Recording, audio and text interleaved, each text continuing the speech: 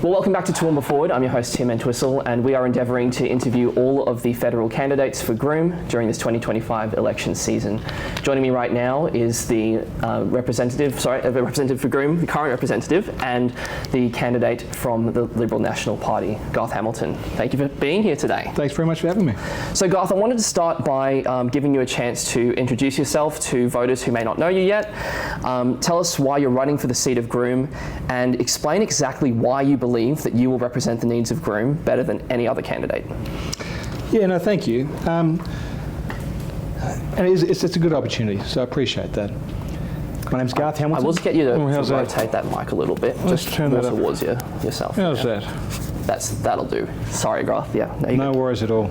Name's Garth Hamilton. I've been the member for Groom for 4.5 years now. Prior to that, I had 20 years in the engineering industry. I started off life, my father was a concreter, big strong man, and the only people who could ever tell him what to do were the engineers who came out on site, would tell him to change things about his work. So I thought they must be pretty important people in the world. That's why I became an engineer. I've been lucky. I started off in mining, but I've been able to travel all around the world. The best thing about mining is if you can run a mine, you're in the middle of nowhere. You've got no help. It's all up to you. You have to get things going. And I think that those management skills transfer into a lot of other areas. And I was able to move into delivering trains, dams, sports stadiums, all sorts of weird and wonderful things around the world, and I've absolutely loved it. That got me into politics at a certain level with these projects. They're run by governments. Sure. And along the way I started to get involved. So that's sort of my background. I've absolutely loved it. I think it's, I was one of 3 engineers within the LNP, within the coalition. We're down to 1 now. I think there is something valuable that an engineering background does bring at the practicality. Sure. Particularly when governments want to, I don't know, we have this wonderful idea of infrastructure changing the world, a nation building infrastructure, but often it's very hard to make it tangible or deliverable, and to understand at a government level what are the on the ground forces that you have to overcome. Sure. So that's been beneficial. That's my background. Now, what were the other parts of that question? Forgive me. Specifically, what makes you the best candidate for your ability to represent Groom? Why do you believe that you are the one who will represent Groom the best? Well, I hope that there's an element of my background that would speak to that, and I'll go through some case points. We were just up at East Toowoomba near the sports stadium there, and when the whole of East Toowoomba was kept out of that conversation, very angry about where things were going, I picked up on that. I held a town forum. We absolutely filled the bowls club, and because the advocacy that came out of that, we changed that conversation. We got the right outcome for our region. In fact, I'd argue if those people hadn't got together and pushed back on that sports stadium, we wouldn't have had the door open for us to get the equestrian centre. That would have been our Olympic offering. Would have been a temporary stadium upgrade for not even a non-competition football game in the lead up to it. That would have been what we got. But our community rose up, and I was happy to play a part of that.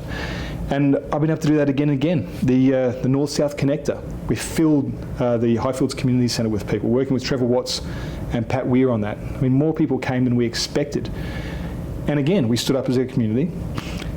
And my role as a conduit in a lot of those situations. At Curzon Street, I heard the community there, we raised that. Out at Pittsworth, when we had the bank closures out there, and Oakey, when Heritage changed the timings, we were able to get the CEO of People First Bank to meet with the Chamber of Commerce and agree to quarterly meetings to discuss how that's going. So being that representative, being that conduit. But the other one, look, on the Voice campaign, polls were 70% yes, but I was hearing it almost everywhere here that it was a no. And so I got active and I led our local campaign. I was the first Liberal to come out as a no. We held an event here, 1,400 people turned up at Rumours, the largest campaign event of the entire national Voice debate was held here in Toowoomba because I pushed it, because I acted as that conduit for our people, made sure that their voices were heard. And in all those things, I keep going back to that same thing. I don't expect everyone to agree with my positions, but I make it my business to make sure that they know what my position is. They know what I stand for. Sure. And then people can make an honest decision of me. And I think that's the important part of being an elected representative. I appreciate that, and we're definitely going to get into the weeds of what you believe and what you stand for so that we can really make that decision. I want to move to campaign strategy, but specifically what you're doing to reach voters this election. What does it mean for the LNP to get Australia back on track? Well, what I think it means is that fundamentally there's been some decisions that have been made in a very short period of time that have taken us off track. I think that now that's not to say that we've been in a wonderful place. We've been through a couple of really difficult years in terms of turmoil prior to that. The GFC threw everything up in the air. The banking, I'm on the economics committee, the Banking Royal Commission threw everything up in the air, and then we went through COVID and everything got thrown up in the air again. So we've certainly had some huge challenges. But there's been some real clear decisions that have taken us, I think, off track. The decision to have the largest ever immigration intake that Australia has ever had in its entire history. We project to have 1.8 people come here in 5 years. 1.8 million? 1.8 million, forgive me. You're good. So 1.6 is the size of Adelaide. We're bringing in the size of Adelaide, and we're making that decision not at a time of record housing, actually of record low housing approvals. That's a really bad decision because that is going to drive demand in the housing market. I would argue that in a time when we've come out of COVID, we've had high spending during COVID. That was a decision that both sides of the Parliament supported. The right decision was now to reduce government spending, to take that heat out of the economy. That would have been the right decision. Instead, we're now spending more today than we were in the peak of COVID. That's a decision that's taken us off track. When we talk about inflation, we've had the longest period where inflation has been above the target band of 2 to 3% ever in Australia's history. 11 quarters in a row. The next worst was 5 quarters under Kevin Rudd. For 11 quarters, we've been above that target band. No one has handled inflation worse ever in Australia's history. We need to get that back on track. Can I just pause for a second and just say on one side, I want to catch something that you said there before. You mentioned that you said that the record spending that happened during COVID, that was something that both sides of the aisle agreed to do. So are you taking responsibility for the large amounts of money that was printed during the inflationary period, also that has caused the inflationary period that we're in right now? Do you accept that was a decision that was made by the Morrison government, which you were a part of? Well, there's some premises to your question that are a little bit partisan that I'd like to pick apart there. The decision at the time was to ensure that small businesses kept going, that mums and dads had food on the table, that businesses didn't go bankrupt, that as a country we stayed alive, and what trade we were able to compete so that we didn't completely fall into a hole. Sure. We decided to keep nursing homes going as best we could, to put in place the protections to keep people safe and healthy. And that was the decision that was right for that period of time. So we're talking about a global pandemic. Forgive me, because I think there's some premises to your question that we'll correct here very quickly. You have to make decisions for your time. At that time, the decision was that we saw the states acting very, very differently in how they applied pandemic shutdowns, the different protocols that they put and restraints on trade across the country. And it was our decision as the federal government to make sure that we didn't fall into a black hole. If businesses are shut down, trade stops, business stops, people stop getting paid, the country falls apart. We decided to stop that. That didn't quite require money to go into the economy. On the other side of that, when that period stopped, there was a different set of decisions to be made. If in that period a different set of decisions were made, we would have been able to manage that. Instead, we've continued the same spending, the same trajectory after COVID when that wasn't necessary. What has been the argument now to have the same level of spending that we had in COVID? There is none. And this is the hard bit about economic management. It's not always about throwing money out. But I would also say that economic management requires foresight. To be able to say that if we lock down and print billions of dollars, that's going to lead to inflation. That's more money in the economy. That's going to turn into more Not necessarily if it's managed. If it's managed when the period to reduce that spending comes, and that's when the time was. So if your premise is on the basis if there's a continuous role of a need for it. It's on the premise of diluting the currency by introducing more money into the economy. Things changed over time. There was a decision during COVID to support Australians, to keep us safe, and there was a decision, there was a period when that changed for a different set of decisions to be applied, and they weren't. Again, I would say... Well, you're not allowing the facts of the case to go through. No, we're probably not going to agree on this. We're spending more than we were in COVID, and you're not allowing that. No, I'm willing to grant that. I'm willing to grant that, and I think that is a facet of it, and I completely agree that the amount of spending that Well, you can know it's a facet. It's why we're spending more now. That's not a facet. No, I'm saying the facet to inflation and the problem that we have now in terms of the cost of living crisis. And we could have pulled money out of the economy, which is what the RBA was trying to do. This is the important point. We were working with the RBA at that time to stimulate the economy. You may remember we had record low monetary rates going through. So record low rates. We were trying to stimulate the economy, get more money out, make it cheap to borrow.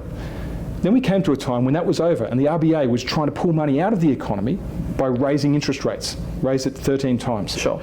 And that's what they were trying to do. But at the same time, so when we were working with the RBA during the COVID period, then it changed. And the RBA is trying to pull money out of the economy. And that was the time to reduce our spending. That was the signal to work with the RBA, not against it. So we had one foot on the brakes. That's the RBA trying to slow us down. We had the other foot on the accelerator. And the government pumping more money back into the economy, and that's how we got stuck. Sure. I mean, look, I won't go into a cycle about this because I don't think we're going to agree on the specific fundamentals of it. The facts are there, and it's not an agreement. The facts are clear that yes, I do think that taking the foot off the brake. Spending is higher than it was. Yes, spending is higher than it was, and that should go down. But yes, anyways, moving on. I wanted to ask about that specific question about being proud of our flag, because this is something that I'm particularly interested in, where we have seen your name appear on more cars and more logos and more things. It has been under that banner, proud of our flag, with that Australian logo. What was the impetus for getting behind that, and what specific aspects of our Australian flag are you proud of? Goodness, the impetus was there was a drive amongst the community. You may recall as the lead up to almost, I think it's probably the last 2 or 3 now, 3 or 4 Australia Days. Every day we get the same questions. Can we move Australia Day? Can we change our flag? What is it? Should the national anthem be different? Can we rewrite the role of Australia's history in creating the wonderful society we live in now? The flag one seemed to resonate with people. People, for whatever reason, it's a symbol of something that in no way is associated with negativity or is no way associated with harm to other people. Quite the opposite. We have a wonderful history that we should be incredibly proud of, and I think what I found is that most people were. And when we spoke about the flag issue, people were proud of it. People were proud to have served under it. People were proud that their parents, their grandparents, their great-grandparents have served under that flag. And we're in a situation where we're in Australia now where that's being questioned. And so when we put that first sticker out, this is in 2023, I think, the response was ridiculous. We only printed off a small number of them, and people just wanted them. And now we keep redoing the program, and more people keep buying them, just ask for them, we just give them away. More people keep sending in, asking for them every time. We move to bin stickers now, people take those. This is what people, when they think about social cohesion, what it means to be Australia, this is an important part of it. They don't want to see it taken away. They want to see it changed. Can I ask you what part of Australian history that's tied to that flag are you proud of? Every bit of it. Every bit of it. Every bit of Australian history? Absolutely. Absolutely. Absolutely. We've had the suggestion that you could be proud of something because it wasn't perfect. You can't be proud of something unless it's perfect, is a terrible ideology. It really is. It's terrible. I come from a part of the world, my parents, grandparents, my family come from a part of the world that played a key role in this, the Mole Creek Massacre.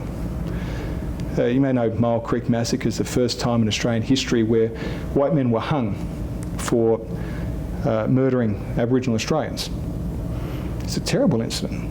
It's a terrible incident. People came, read the reports, potentially some of them came from Sydney to take part in that massacre. And this is one of, several documented cases around Australia that took place. Now, if you allow history just to be that component of it, that's one side. What happened was that the full weight of Western civilization was borne out to play. The belief in the equality under God and under law of all men within a democratic nation was borne out. That there was a rise across the nation, people saying, no, this is unhappy. When this story started to come out in the newspapers of the day, people were terribly unhappy about it. The case went through the courts. The men were found guilty and were sentenced. Times have changed and a different sentence would be applied today. There's a very wise sort of view of the world that I've come across in time. You can't stop bad things from happening. You can't stop bad people from committing bad things, but you can respond in a way that shows your qualities. And I think Australia responded in a way that showed its qualities. We are a nation that believes in equality. We are a nation that wants opportunity to be spread evenly right across our country. The suggestion that we have some particular sin to pay for, or some grievance that can be legitimately held against us that can't be held against every other single time a human and another human have come together to form a civilization or a culture, is ridiculous. I think we've got so much to be proud of. We're a nation that enfranchised women. We're right at the front line of that. One of the first to enfranchise women. I think New Zealand beat us by a couple of years. South Australia follows. The fact that we're going to vote and people won't know how we voted, that's us. That's called the Australian voting system. So to vote anonymously, we introduced that. We're part of a civilization that was the first across the entire span of human history to ban slavery. That's the Union Jack. That's what that did. That's something I'm intensely proud of, and we should be telling our children to be proud of our history, 100%. So yes, I am. The idea that something needs to be perfect, and otherwise if it's not perfect it must be cancelled, is the most revolting ideology that we've seen across our country and across the world, quite frankly. So how does that play out in policy then, in that case? I appreciate your conviction, and I can see that you stand by that. From a policy side of things, does that include removing Aboriginal and Torres Strait Islander flags from government buildings, from public places? What does that look like to you? Well, I think it's unity. It speaks to unity. You would support removing them? 100%. We're Australia. We have one flag. I'm not Aboriginal. I'm not Torres Strait Islander. Those parts of Australia have a flag, and that's wonderful. I have Scottish heritage. I have English heritage. A bit of Irish as well. And they're all meaningful to me. But we're part of Australia. We have one flag. And how would you, and I appreciate that, but how would you walk that through Indigenous peoples who take issue with what that flag represents to them, especially since they were here before colonialisation, before Australia was even created? How do you include them in the conversation on something deeper than changing young and free to one and free? Well, let's have an interesting, again, go back to the premise of your question, is that is a view held by all Aboriginal Australians, and we know that's simply not true. I want to be clear, and also the record will show, I didn't say all Australia. But that's in the premise of it. I'm saying there is, no. So I'm going to be clear with my words. There are a number of Indigenous Australians, and we can get the stats, we can get the surveys, that believe that they have a level of resentment towards the creation of Australia on Indigenous land. What I'd like to know is, how do you heal that divide and show empathy and kindness while creating unity as a nation? Yeah. I'm glad you corrected yourself on that, because it is. I didn't correct myself. Because if we go across every other aspect of Australian society, you'll find the same thing. I was at the St Patrick's Day March, and you'll find people there who still very strongly carry a resentment towards Britain as it was at the time. I have an Irish ancestor, who came over here with Erin go Bragh. That was the Irish rebel call to arms, Ireland forever, tattooed on his arm in the 1830s. He must have been a hell of a man. I'm sure he resented the Union Jack.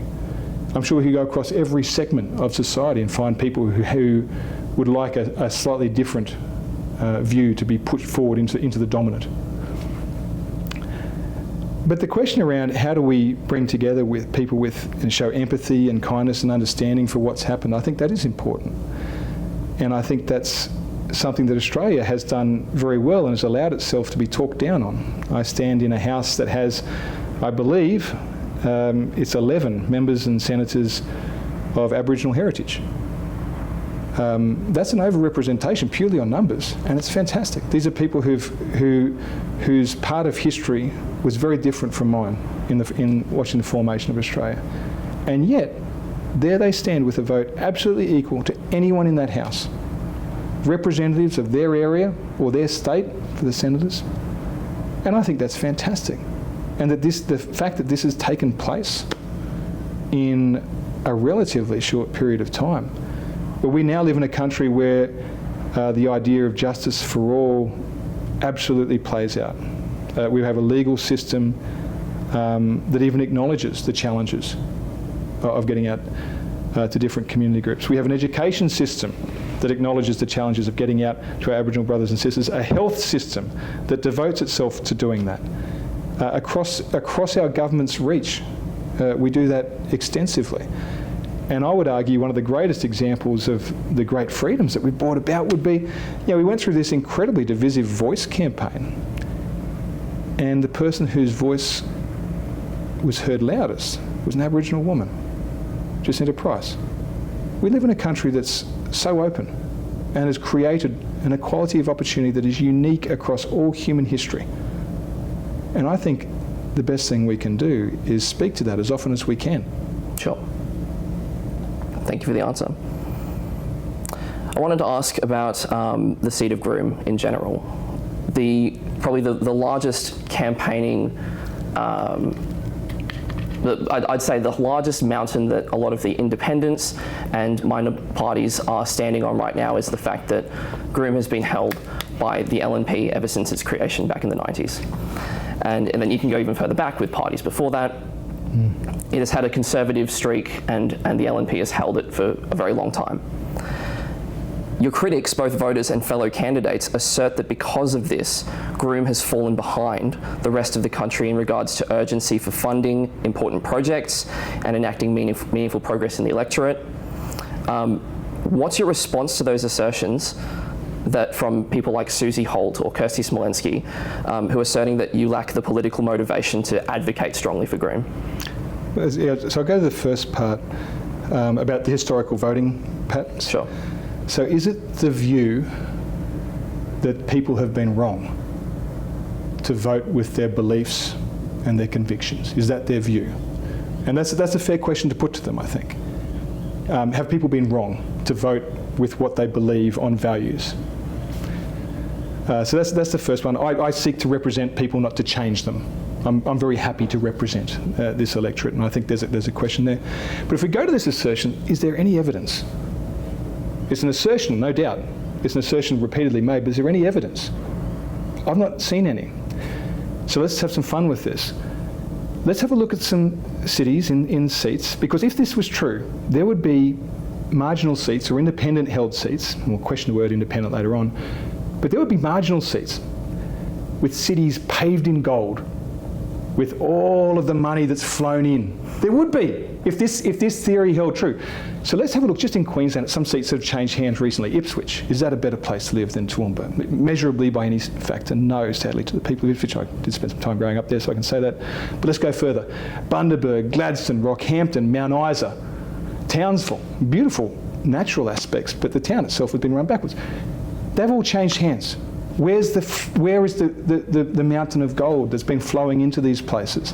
And then tell me elsewhere around the country where this takes place. I'm fascinated, because an assertion without evidence is as credible as something you might find written on the back of a toilet door. There's nothing behind it. So I'll go further. There's a seat in Victoria, Indi. It's been held since 2013 by an independent. Now, if this were true, that seat would be flooded with gold. You would walk down there and you have to have really, those glasses they wear in the snow with all the reflected light of the gold everywhere. Can you name for me a city in the seat of Indi? No, you can't. No one knows what it is. It's had poor representation. That's the fact. But let's go to some facts. In the infrastructure pipelines, $110 billion infrastructure pipeline, we left that when we left government. Labor have largely kept it in place. $110 billion. You divide that by 151 seats, you've got $728 million per seat. That's a 10-year look ahead. That's what you should be. That's what each seat should be getting over 10 years. When you look for us, we've got $5 billion just in our seats, 7 times the average. And when you go back over 10 years, or maybe we were left behind the last 10 years, except we got 1.2 just on one project, which is the second range crossing. So more than 1.5 times the average then. So this assertion, it's wonderful, it's just absolutely baseless. We've overperformed historically, we're going to continue to overperform, and the reason that is because we've been involved in those discussions about where money goes and where money's spent. We've had a previous role when we were the Darling Downs before it was renamed to Groom. We've had a Prime Minister, we've had front benches across almost every area. We haven't had a Treasurer, but we've had pretty much every other front bench role has been here. Historically, over time, we have been a key part of those decisions, and that's why we've been better looked after. But there's a part here, why do these people feel the need to talk down our city? I think we've got a great city. Now, if I ask the question, tell me another regional city in Australia that you'd prefer to live. There aren't too many, certainly not in Queensland.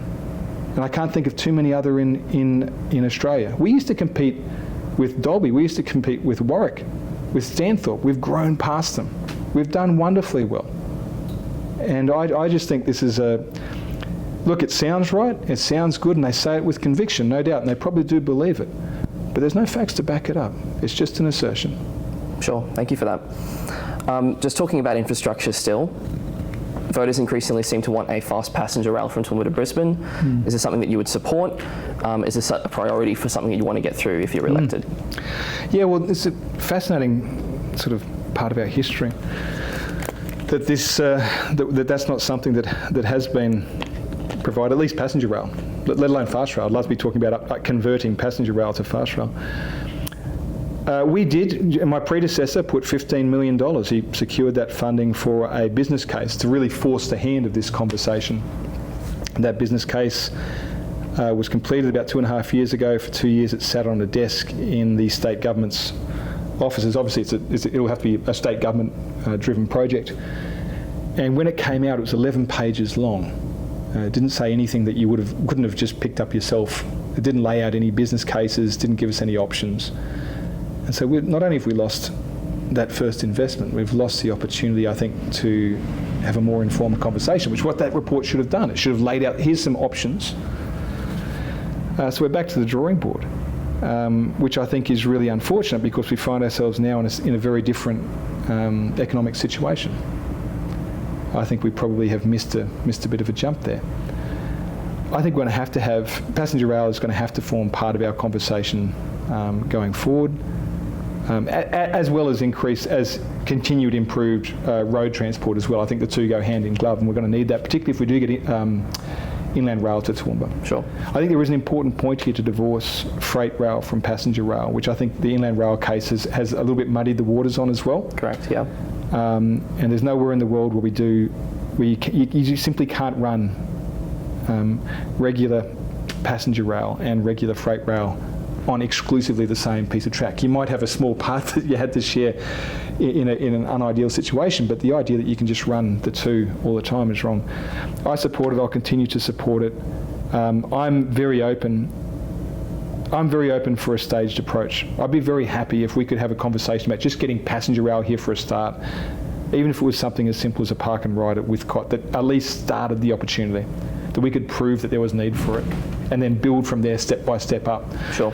I think it is going to be a challenge to go straight to fast rail, and we've seen that in cities around the world. It's a big decision for people to make to move out in a relatively short period of time and change the way that they live, which is what we're hoping will happen. I think you need to build the case slowly. Yeah, I see. Yeah, thank you for that.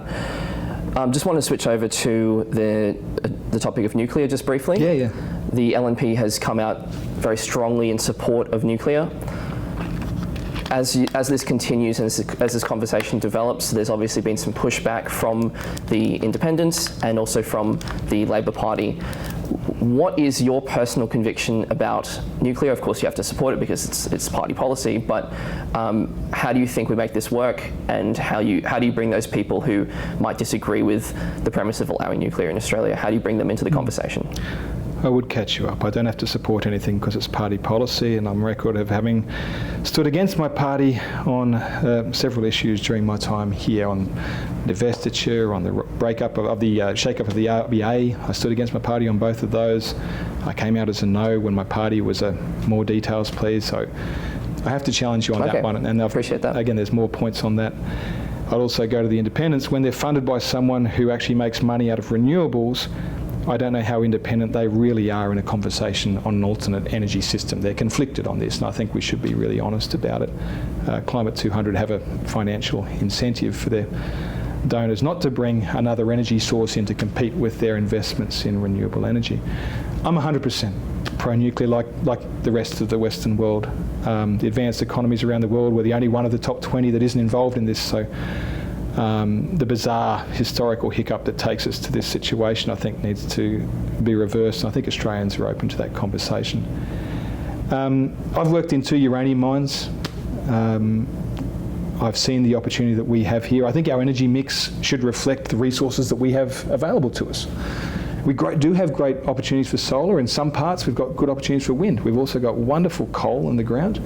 We've got uranium, which is fantastic. We've got gas, both onshore and offshore. Increasingly, opportunities for oil are going to come to us as well. So I think our smart energy mix should reflect what we have in the ground. The opportunity for Australia to get on board with that, with the rest of the world, is huge. We no longer have to dig uranium out and sell it to other countries to use so that they have cheap energy, which, by the way, is why we're losing our manufacturing.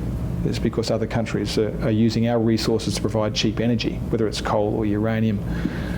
It's a ridiculous situation. Then we might stumble around asking why we don't have manufacturing here. I think that's very sad. But this is our opportunity to turn that around. I think it's a great opportunity, and I think largely what's been interesting is that the arguments against it have really fallen away.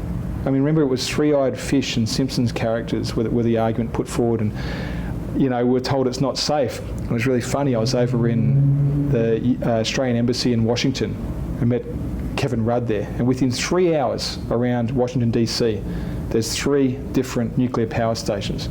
So I wrote to the Prime Minister, asked, given you're concerned about the safety of nuclear, is Kevin safe? Is Kevin safe? Bring Kevin home, hashtag I'm stand with Kevin.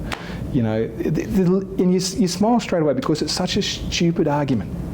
The people who complain, particularly the Teals, they're the worst hypocrites in the world, when they complain about the safety of nuclear.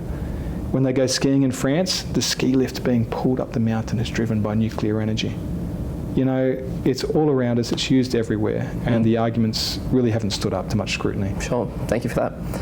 I want to switch gears now over to the housing market, specifically how do we, in Groom, make it more affordable to get into a house?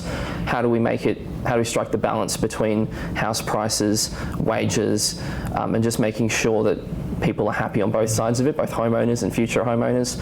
What, in your perspective, should be done here in Groom specifically to make sure that these housing prices stabilise or go down or go according to what your policy is? And I'll ask you about that in a sec too. But in general, I just want to hear your thoughts on the housing market. Well, there's so much, and you've raised a heap here because you're right. There is an element of the comparison between salaries and house prices. So there's a component of work that needs to be done there around what real wages look like. There's a question on affordability, which I think is important as well, that needs to be brought into it. But And I'll try and touch on those because there is a broad question. The reality is the pressures that are making these issues real in Groom. I'm a federal representative. They're across the country. We're all feeling this. Break it down simply to answer the question in supply and demand. Demand side has been driven by in recent times by this incredible rush of immigration. So we're not going to see a downturn on demand anytime soon. 1.8 million people in 5 years. This is a huge number of people. It's massive. That's the real challenge for us. And certainly reducing immigration numbers back down to that 160 target, which is what we had coming out of the pandemic, by the way. I think that's going to play a big part in reducing demand. There's other parts of demand that we can address, and I know that we've looked at. We're proposing to remove foreign owners from buying residential, or foreign-based individuals from buying residential property. I think anything that we can do to take that queue down when you go to buy a house. So there's demand side. Supply side is going to be a massive issue. Because with, I think, our federal system, so much of the weight of decision making has actually come down the chain to be at local government, and we've seen that play out constantly in the local media here around how many developments go through, go through the approval process and then are still questioned later on and are brought back even once they're code accessible. So one of the things that we've put forward is, and this came out from having the Shadow Housing Minister Michael Sukkar come to Toowoomba actually. We sat with a couple of town planners and developers. We went through how many developments were ready to go in Toowoomba right now, in our region, Toowoomba region right now, that were being held up because of headworks costs that were being passed back to the developer by councils, and that this was a key issue. We saw it across, it's road, it's water, it's wires in the air. But those costs are being pushed back onto developers. And in some cases, it's fair. You can understand why. Councils are under financial pressure like every other level of government.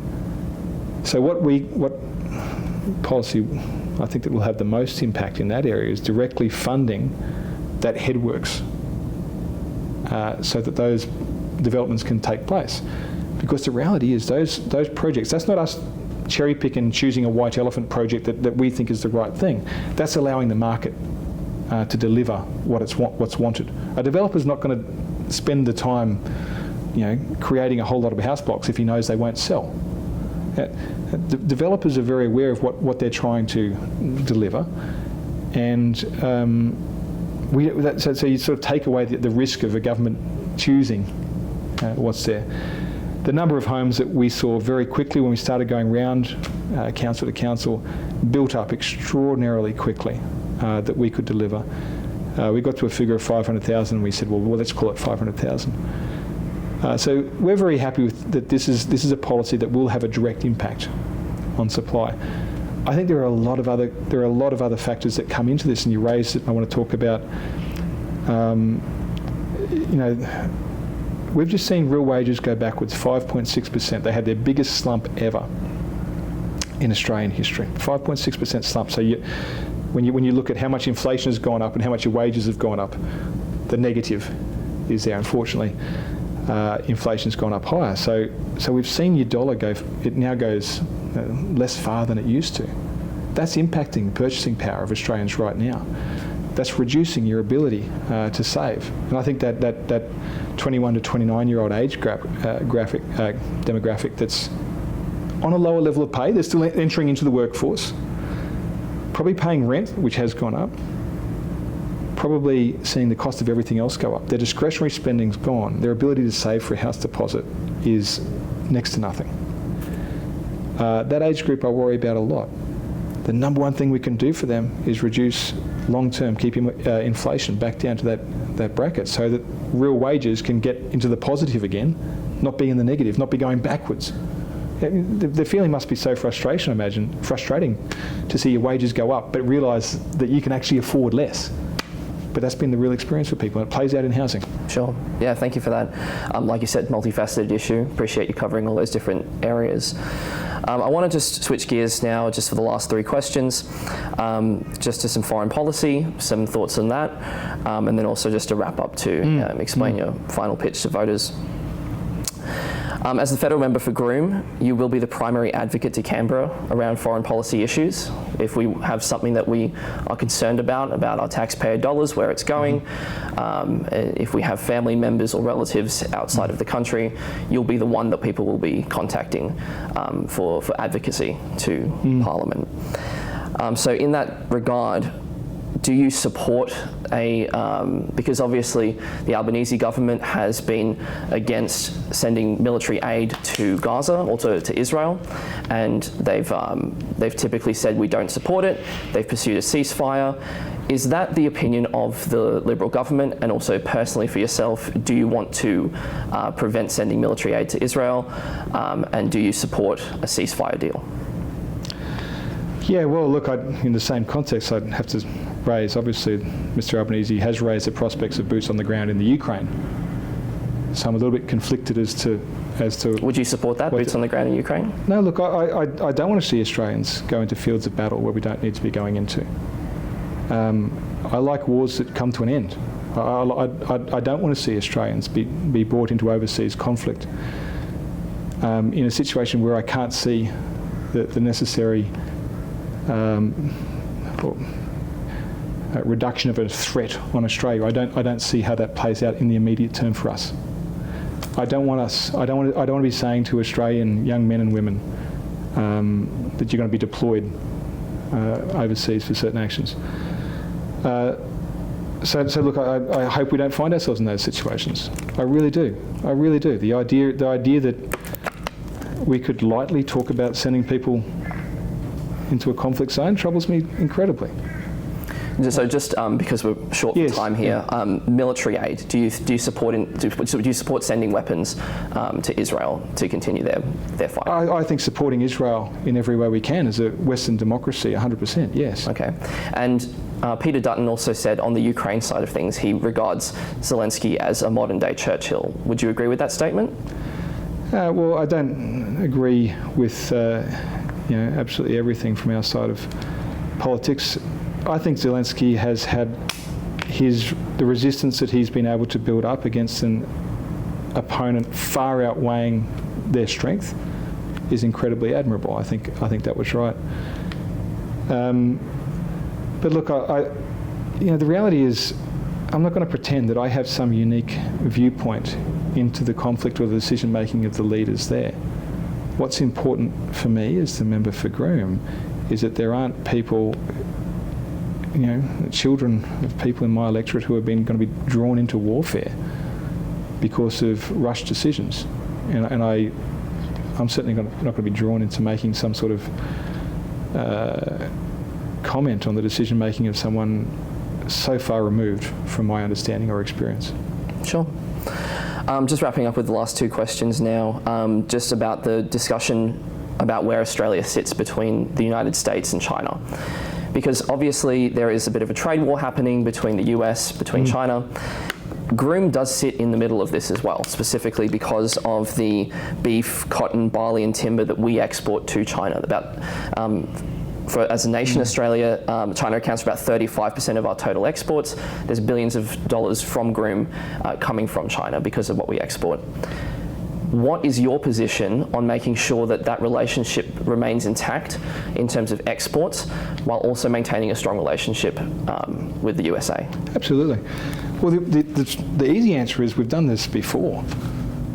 During the entire Cold War, we continued to sell wool and cotton to the Russian army. The entire Cold War. We've done this before, almost exactly the same. And we stayed, as we should, side by side with America throughout it. So there's no change. There's no change. Our policies work and we've done it before. And we went through that period. Our trade grew in that period. That was a period of time that we were still coming out of when it could be said that Australia rode the sheep's back. We used our trading strength to benefit from a situation. We didn't have to agree, and we didn't agree with the policies or the position of the USSR, but we continued trading. and we maintained that very important alliance with the US. And that alliance exists not because of the views of an individual, but because of the collective overlap of values that our two wonderful nations have. And that must continue. But we've done this before. This is not new. Sure. Okay, appreciate that. So final message to potential voters, Garth. Tell us why they should vote for you this election and what difference you're going to be making for them. You know, I don't ever pretend to have the ability to change people's minds, and I don't. If you're considering voting for me, I'm very grateful. I think the questions that I would put that should be up for debate. And there's a different question every election, right? Every election has a different question at the heart of it. This one, I thought it was going to be, are you better off after 3 years of Mr. Albanese? But there's no measurable answer yes to that. It's across the board. We've seen our productivity fall, real wages fall. We've seen record number of businesses go into insolvency. The highest, I think, disparity, particularly for young homeowners trying to get into that market. Across the board, we're seeing pain. Food prices up somewhere around 30%. It hasn't been a great 3 years. It's been really tough. But the reality, I think the real question for anyone who's still deciding is, will I be worse off again in another 3 years? And whether it's just under Mr. Albanese, who's shown no desire to change their pathway, record spending will continue. So we should see there's no expectation of a change of outcome. There's no change policies. There's no recognition that what's happened has been negative. But worse, under a minority government, what are the likely outcomes? Now, we've seen the Greens already lay out what their demands are. It's $45.6 billion of additional spending for them to form minority government. That's going to do a lot of damage to our economy. Things will start to get really worse. We've got 10 years of deficits forecast in the government's own budget, and we're going to add more spending into that period. These are real concerns. And if we go down the path, we've seen the elected Teals vote as a group 66% of the time with the Greens, some individuals up to 83% of the time. So whatever 83% of $46 billion is, maybe that's the cost of their providing security to a minority government. I think there's a real challenge around what's coming up. I don't think there's a change in policies. I think we've had 3 very hard years, as we laid out in strong terms at the start. There was a decision that should have been made to reduce government spending that wasn't, that did not reflect the need of the time. And my fear is that at the end of 3 years, we now have a Treasurer warning us of recession, with 10 years of deficits, structural deficits baked in. My fear is that this is an election maybe about the next 3 years, maybe it's about the next 10 years. And if we don't make a change now, if we don't provide strong economic management, Australia's heading in a really bad place. And I think that's when you go to the grocery store, when you get your gas bill, when you go to the petrol station, when you try to buy a new house, anytime you line up and you see there's a price that you have to pay at the end, that price has been driven by high inflation that's been driven by government spending. And unless we address that now, it's going to get worse and worse and worse. The Liberal Party's policies are designed to correct that, and we ask the Australian people for their support in doing so. Brilliant. Garth Hamilton, Thanks, thank you for mate. your time. Cheers. Appreciate you.